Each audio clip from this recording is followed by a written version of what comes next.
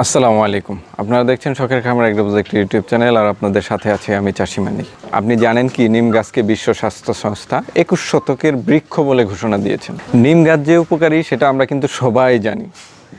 এটি প্রায় 4000 বছরেরও বেশি সময় ধরে এই উপমহাদেশে আয়ুর্বেদ চিকিৎসা ক্ষেত্রে ব্যবহার হয়ে আসছে।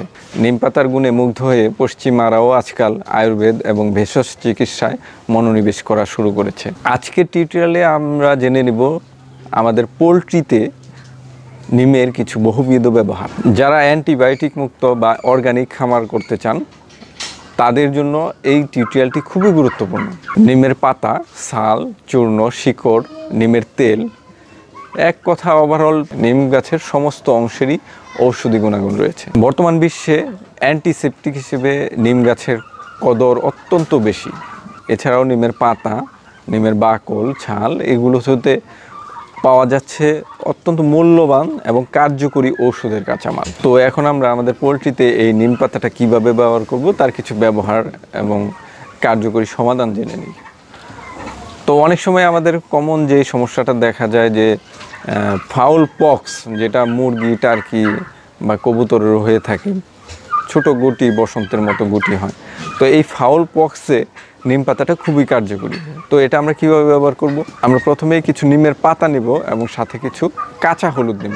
তো নিমের পাতা এবং কাঁচা হলুদ একসাথে ভালো করে পেস্ট করে পক্সে আক্রান্ত স্থানে আমরা যদি পরপর কয়েকদিন একটু লাগিয়ে দেই তাহলে দেখা যাবে যে পক্সটা শুকিয়ে যাবে।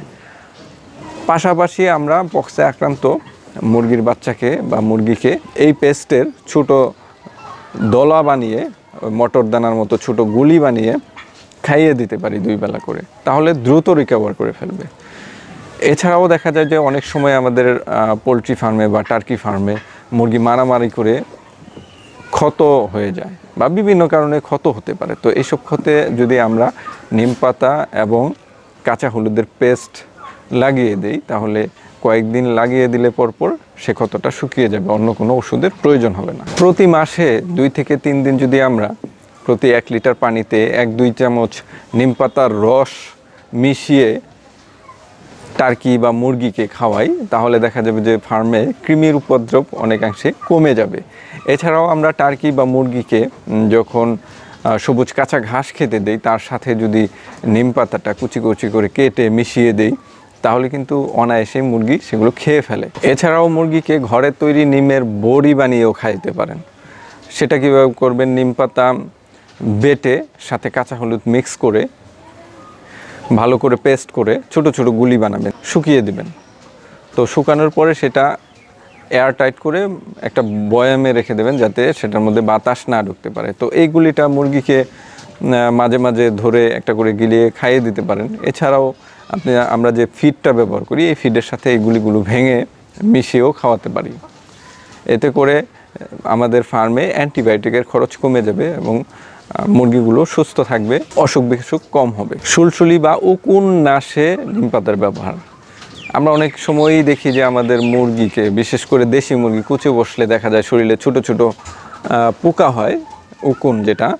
তো অনেকাঞ্চলে এটাকে সুলসুলিও বলে থাকে। তো এরকম যদি দেখা যায় বা আমরা যে কোনো সময়ই মুরগি কুচে বসানোর সময় যদি সেই পাত্রের মধ্যে নিম পাতা দিয়ে দেই তাহলে কিন্তু এই সুলসুলির উপদ্রব হতে আমরা বাঁচতে পারব। মুরগির খাবার সংরক্ষণে নিম পাতার ব্যবহার। তো আমরা অনেক সময়ই সিজনালি দেখা যায় গম বা ভুট্টা, ধান এগুলো কিনে একসাথে দীর্ঘদিনের জন্য সংরক্ষণ করি।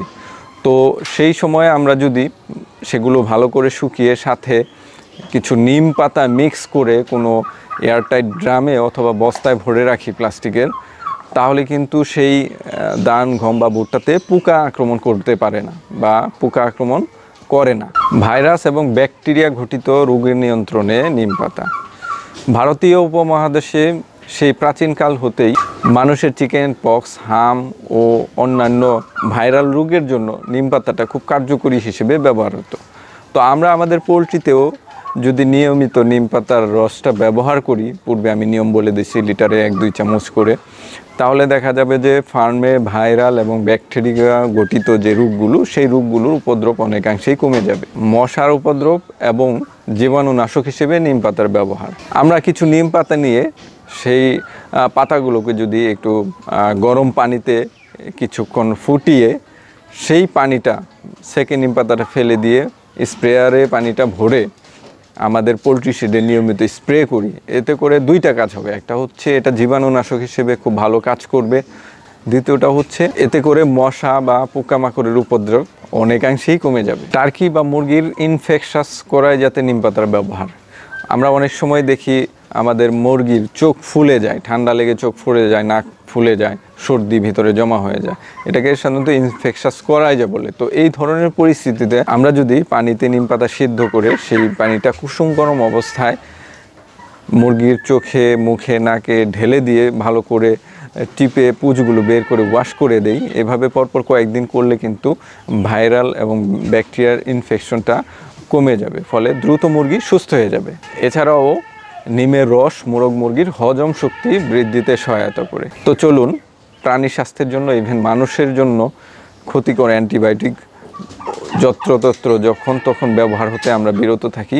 প্রাকৃতিক উপাদানের উপর নির্ভর করে আমাদের পোলট্রি ফার্ম পরিচালনা করি এবং ফার্মিংয়ের উৎপাদন খরচ কমিয়ে প্রফিট ঘরে তুলি। ধন্যবাদ সকলকে। পরবর্তী টিউটোরিয়াল দেখার আমন্ত্রণ রইল। আসসালামু আলাইকুম।